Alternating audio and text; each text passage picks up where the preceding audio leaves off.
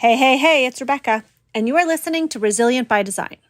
Today, I answer a question from one of our designer meetup members, also AKA a listener, one of you, who had heard the part one of my year in review that I posted back in December and heard me talk about my marketing expenses, and a publicist was listed as one of my expenses. And this person asked, why did I hire a publicist?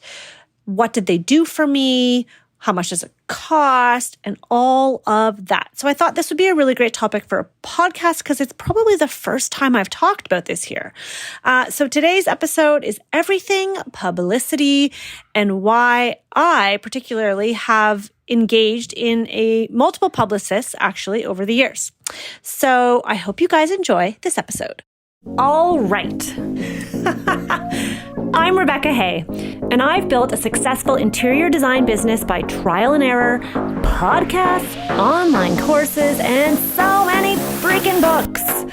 Over the last decade, I've grown from an insecure student to having false starts to careers, and now I'm finally in the place where I want to be. Throughout my journey, it's been pretty obvious that I'm passionate about business and helping other entrepreneurs do the same. Each week, I'll share tangible takeaways from my own experience and the experiences of other badass women to help you build your confidence and change your business. All right, working with a publicist. So in my year-end review that I shared with you all in December, part one, I mentioned hiring a publicist as part of my expenses. And, it's something that I consider a marketing expense. Publicity and marketing and PR, they tend to fall within the same area of your business. It's all about getting noticed, getting the word out about who you are to attract your ideal client. And so I want to speak a little bit more about that and what prompted me to hire a publicist. So that was the first question I got asked, which was, what prompted you to hire a publicist in the first place? So what prompted me to hire the publicist was that I wanted to elevate my name in the industry. Full stop. It really, for me, initially was not so much about the clients. It was so much more of a vanity play. I'm going to be completely transparent with you guys. I saw others working with a publicist, and there was one in Toronto who I'd seen a few people work with, and I was a little envious. I was like, wow, look at that. They're getting published in these magazines. They're doing camera work, which for me was a big draw because, as you may or may not know, one of my big passions is creating video, acting. I went to school I did theater all through high school. I went to school after university for film and television. I worked as an actor for a while in Vancouver. I like to perform. I like to be on stage. So for me, I thought, wow, this is kind of a neat opportunity to get in front of the camera, to maybe speak on some stages. It's a platform. And so I saw a publicist working with other designers doing that. And I thought, man, I'd really like to do that. So the publicist actually reached out to me, and I sort of saw it as a sign because it was someone who I'd been following. I was interested. And I thought, you know what? Why not? At first, I will tell you, I was a bit nervous about the cost. And I want to talk about money right now because the cost of hiring a publicist can vary. There are multiple ways to do this. I know I'm going to call everyone a publicist, even though everyone has their own title and they don't all call themselves publicists, but it's essentially the same thing. There are people in the city, at least here in Toronto, you can hire for a flat fee, a one-time flat fee. They will take projects that you have photographed and they will pitch them to magazines. They can't guarantee you're going to get published. No one can ever guarantee anything, but that's what they'll do. Some publicists or publicity agencies, I want to say, they will help you with a photo shoot. They will supply and style your photo shoot. Margot Austin has been on the podcast, and she is one example of that. They will actually help you to get the right shots that they know magazines are looking for. And then potentially if you hire them for this, they will also pitch you to publications. Some publicists work on a retainer basis, and this is what I am the most familiar with. So on a retainer, you pay so much per month, and you usually have a contract for maybe 3 months, maybe it's 6 months, maybe it's a year. And that is for a continual lump sum every month for them to work on your behalf, pitching your work, and you ideally as well as the expert and as the designer to magazines, online publications, potentially podcasts, maybe to speak on stage, maybe to do videos. That is what often a retainer will cover. Now, there's various amounts of money that you can pay. I have seen somebody pay as little as $1,500 a month. Yes, to some of you, that seems like a lot of money, and I can fully appreciate that, up to $5,000 and plus a month. So it really depends on the agency. There's some like really big firms that work with celebrity clients like actors and brands. They will demand a much higher price tag.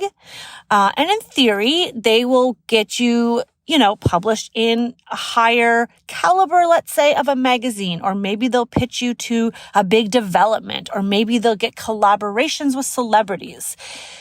What I would say for anyone looking to hire a publicist and you don't know which route to go, consider what your goals are. So for me, and back to this original question, I feel like I'm doing a little bit of I did a little bit of a tangent there, but for me, my goal initially was to get noticed. I wanted people to know that I was awesome, that I existed, and hopefully I'd also get some clients from it. But I'm going to be honest. Initially, it was not about the clients. I had clients coming in. I was busy. I was making a living. I wasn't, saving any money in the bank, but I really just wanted to get my name and face out there. And it worked.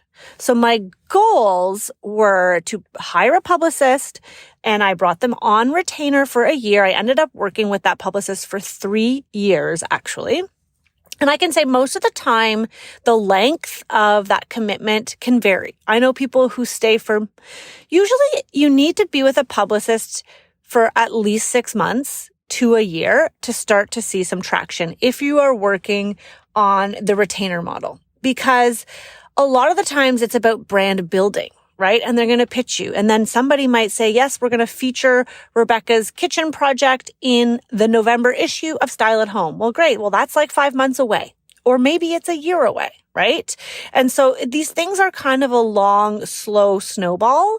And by the end of the 3 years working with that publicist, by golly, I was getting featured multiple times a month, doing videos, on stage, speaking at home shows, doing all kinds of really cool collaborations. And then the pandemic hit, so I stopped. But I would say that you need to look at your goals. So what is your goal for hiring? Is your goal, and you need to be super specific, because this is something I've learned. I was not specific. And at the time, at first it was just kind of like, whoa, this is fun. It's a lot of work. And I'll get to that in a minute. There is a demand on your time when you're working with a publicist. But initially, my goal was just get noticed, but it was very vague and very general. And so my publicist kept saying to me, I remember she would always say like, you got to know what is your purpose? What is the end goal? Like, what are you hoping to achieve? Like, what is your target, or what is the message you want to get across? And I didn't really have the answer. And in a minute, I'll share with you where I'm at now and how I've very clearly defined what the message is and where I want to go with my PR. But initially, for like literally the first 3 years, I was just, and this is maybe just who I am. It's like, let's just throw it out there and see what sticks. And it was awesome. It was a wild ride. It was fun for me. It was a lot of work. But back to that first question, you need to understand your goals. Why do you want to work with a publicist? Is it that you want to get featured in one national magazine. Well, maybe then if that's the case, you look for someone who you can pay a flat fee to, who can help you pick the right project to pitch, and they go after that one magazine. Right? Keep in mind, if you were to pay to advertise in some of these national magazines, you were looking at, I don't know, $10,000, $5,000 to $10,000 just for an ad in a magazine. So if you're going to pay a flat fee of $7,500 to a publicist and they get you a 4-page spread or a 10-page spread or even a 2-page spread, then I would say that's money well spent. But what is your goal for getting in that magazine? Right? Because the messaging needs to be clear in the answers you give the reporter when they ask you questions, or if you're writing your own copy, which I'll get to in a minute. Is it because you know that your ideal client reads Zoomer magazine, and so you absolutely think that's worth the investment to get into Zoomer magazine?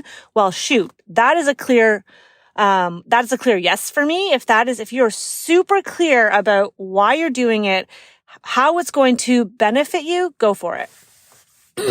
But I will say, just because you get published does not mean the phone is going to start to ring off the hook. I can tell you that it really comes down to, and this is why I'm a big fan of the retainer model, because it's like that old advertising thing where they used to say, like before the world went bananas online, you have to see something 7 times before you pick up the phone and call them, or before you know the name, or before you recognize it, or before it plants a seed in your subconscious. I think now it's probably double that. I don't know what the new statistic is, 20 times. But what I would find is people would hire me not because of one article, but maybe that was one of multiple touch points. And they would say, "Oh, I saw you in the magazine and then I looked up your website." Initially, I can say anybody who called me because they saw me in a magazine really were not my ideal clients. And it never went through, if it went to a consultation, it rarely went through to a project. And so that was a really good, in hindsight, that was a really good eye-opener to see that, just getting published, this feels a little bit more of a vanity thing because it's not actually getting me directly the clients that I want. And so in reflection, hindsight, I look back and I probably could have been more strategic about the types of publications and the type of appearances I was making. I mean, I got to do live TV and that was awesome and it was scary and it was, it was a goal of mine, but did it get me clients? Probably not. It was fun and I don't regret it for a second. Sure, it helps my SEO. My name is out there on the interweb a million times over. If you type in Rebecca Hay in Google, you will get all kinds of things that I've done or that I've been in that are sometimes relevant and sometimes not. Okay, so that was the first question, is why. So you need to understand for you why you want to do it. I told you my reason at the time. Okay. Next question was, what did they do for you? So let's get specific. What did they do for me? Actually, hold up. Before I answer this question, I feel like it's useful to talk about where I'm at now, because I just mentioned that I have different goals now. I think it ties into that first question, why I hired them. So after the pandemic hit, I took a break from any publicity. Everybody kind of pulled back the reins and we're like, whoa, Nelly, let's just stop everything and reflect. And that's when I launched this podcast. That's when I launched my online course, Momentum, and then Power of Process for Designers. I launched our designer membership community, and I kind of took a pause with the design promotion because I had lots of projects coming in. I felt like I was now reaping the benefits of all that publicity and the fact that the pandemic has kept people cooped up in their houses, that everyone and their brother wanted to renovate or decorate. So, we kind of rested on our laurels for a little bit. And then through the pandemic, I got very, very clear on a relatively not new direction, if you will, but I got a lot more clear on where I wanted to go. And if you guys are on my email list, you'll know that this year, my word for the year is clarity, because I really want to take that clarity of purpose to the next level and really streamline my efforts. But the beginning stages of that was me getting clear on, okay, the type of client I want and the message I want to put out into the world. So I hired a different publicist, an American publicist this time. And the same concept. It's a retainer. It's a monthly amount. And when I met with them, I said, listen, this is what I want to focus on. I want to focus on my passion for the environment. I want to become known as not necessarily the expert, because by no means I'm an expert. I don't have any credentials. I said to my publicist, she's like, well, what are your credentials for the environment or sustainable design? And I'm like, I don't have any of them. We'll work on that as a company, but it's really just a passion that I have for sustainability. And I want to inspire others to have that same passion, to do the research, to learn, and to care. Right? And so I said to them, okay, my goals for getting published are to become a recognized, thought leader. That's a better word than expert.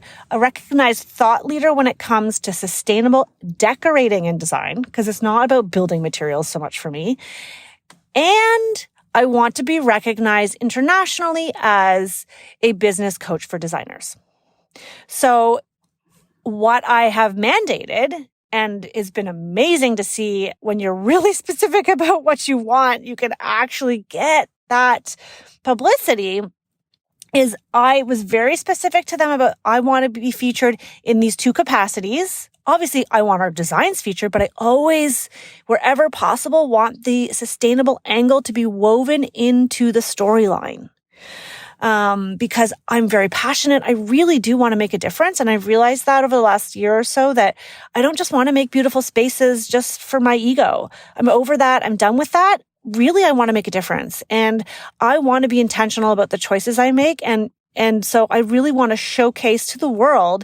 And that's why I hired an American publicist, because I wanted to have more access to more global publications, which has been amazing. We've been featured in Domino.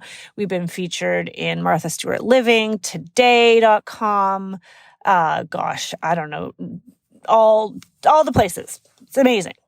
Mostly, I can say it has been digital with a few print publications, which is different than the last time I did it. But I think it actually has a bigger reach. And that's a whole other conversation, print versus digital. And I think as designers, we still love the glossy pages, seeing our work in glossy pages of magazines. But I think for my purposes and my intention and my goal, getting featured online is going to have a lot more longevity. And then the other element is obviously being recognized as a coach, because I want to attract globally more designers to what I'm doing, to this community that I'm building, because I'm passionate about giving back and sharing and inspiring. And so that is a leg of the business that I really want to grow. So this time around, I was very clear, and I've immediately started to see results. So I think it's interesting to have those two comparisons. I mean, take from that what you will, depending on, what stage you're at in your business. You might resonate with being super clear, or you might resonate more with let's just try it and see where it goes. Hopefully that answers that question. Okay. Oh my gosh, that's still just the first question. Lordy Lord. Okay. What prompted me to hire a publicist? I just said that. What did they do for me? I feel like I've kind of answered this question, but specifically what they did is, or what they do is, they pitch our spaces. Typically, that's the baseline of it. Pitch spaces that we've already photographed to magazines. Sometimes they'll pitch spaces based on scout images, which are not actually professional shots. They're just shots that showcase the space, and then they'll, hopefully the magazine sends their own photographer.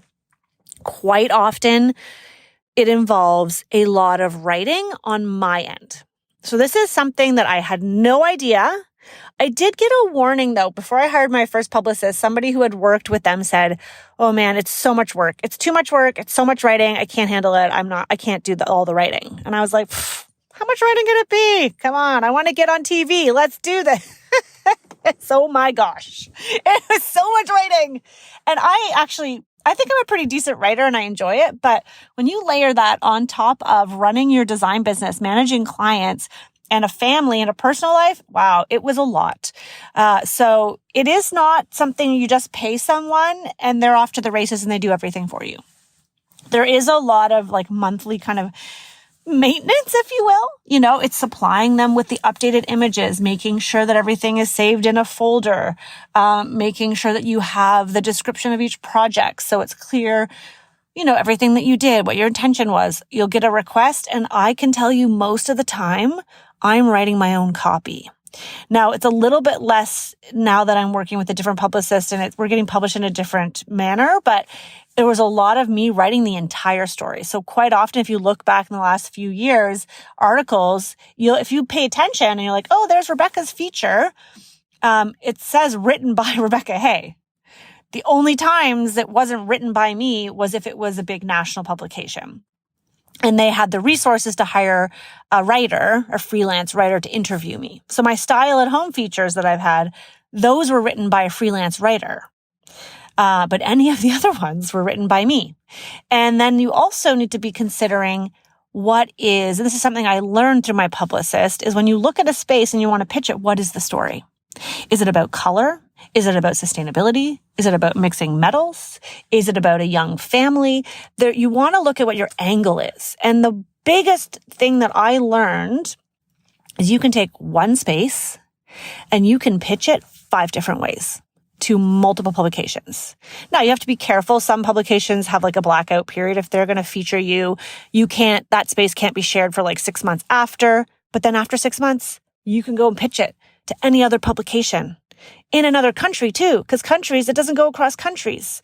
That's something I've learned. The American press doesn't care if it's been published in a big Canadian magazine. So I think that there was a big learning curve for me, all the writing, and then having to think about and like taking the time to sit down and then tell the publicist, hey, this is really a color story. I like to use this rule of 60, I don't know what it was. I used to say 60, 30, 60, 30, 10. That makes 100, right? So yeah, 60, 30, 10 with color, repetition. And then and the more you kind of write, then you can take those and rejig those stories and use them on different platforms and for different spaces. But it is a time commitment. So just because you're paying, $2,000 a month, let's say, does not mean that you don't have to put in time yourself or have someone on your team manage that communication. So that is something that hopefully is helpful to hear. That's what they do for me. Also, publicists can pitch you for podcasts. I've guested on a podcast. I guested on the Chaise Lounge podcast. That was something that my publicist hooked me up with. As I mentioned before, I did live morning television. That was through the publicist. I spoke at the home show on stage. That was through my publicist. They can also get you paid speaking gigs. Now, this is pre-pandemic. I'm not sure how much of this is happening now, but I did have a few gigs where I was paid to present on stage, and I would present to, the average general population or the general public about design and share my spaces. And it was an opportunity to promote my work and maybe get clients at the time. But also what I found was it's almost less about the people who show up to hear you speak, because I never had anyone hire me who heard me speak. To me, it was so much more how much I could leverage that speaking engagement on social media, on my website, online, in a blog post. And it really helped to elevate my brand. It's like when you see those doctor experts on CNN, you assume that they must know what they're talking about because CNN has put them on TV. They must be the expert, which is total BS because really that doesn't make them better than anyone else. Okay. And how much does it cost was that last question, which I answered. So there you have it. That's sort of, I think that's everything. And I don't really know what else to say, guys. If you have any more questions about working with a publicist, please let me know. And I'd be happy to to answer them. I can come back on here with a publicist if you'd like to talk about it in a lot more detail. Check out my podcast with Margot Austin. She was really great. She does one element of that for anyone who hires her. She's obviously local. Some companies or PR companies are more global. Some are national. Some are international. Some are just local. So you want to make sure you ask those questions. The only last sort of, I guess, nugget of wisdom that I would share when it comes to hiring a publicist is, if you do get published, make sure you share that on all your platforms multiple times. It's one thing that I've found that sometimes I've neglected to do, and I try to get better at it, is just because you were featured in, so I'm going to use the Zoomer again, but just because you were featured in Zoomer magazine one time, and it was on the shelf for a month, let's say, doesn't mean everybody knows that. Just because you did one static post in your Instagram feed doesn't mean everybody's seen it. So don't forget to share it again. Share it in stories. Put it on your website. Definitely put it on your website. Use the logos of any of the publications. And then as you get more publicity, then you can start to narrow it down and only, share the logos of the higher profile ones if you want. But it's really, the point of getting published is not just getting published. There's so much you can do with just one feature. And I've seen designers who didn't even work with Publicist, who pitched spaces themselves that got them into a magazine, and they have leveraged that and they have shared it over and over and over again. And by golly, it absolutely helps to elevate their brand and attract their dream clients. So if you're considering hiring a publicist, definitely ask around, talk to people who have worked with the PR company that you're looking at. Word of mouth referrals are the best. They're going to tell you like it is, the realities, and, interview a few, because it is a personal relationship. It's just like when you work with your own clients, you want to make sure it's a right personality fit. And so if somebody, rubs you the wrong way or doesn't have the sort of sales approach that works with you, then don't hire them, because this person is going to be in your life a lot, usually through email, sometimes through telephone. You want to make sure that they get your brand, that they get excited about what it is that you do, and they really are going to promote you as much as you need. Okay, so there you go. I think hiring a publicist is an amazing thing to do if you can budget for it. And it's not something you need to do into perpetuity, right? You can do it for a short period of time, take a break. You can try it. If you don't like it, you just say, I'm done. I hope this episode was helpful. Let me know. Let me know in Facebook. I think that's the best place, since you can't really comment on a podcast. We've got some really great podcasts coming up for you this year. We've kind of really been strategic, and we're trying to be more intentional with giving you guys exactly what you're asking for. That's all I have to say. I feel like I'm rambling now. Go forth and prosper. See you soon.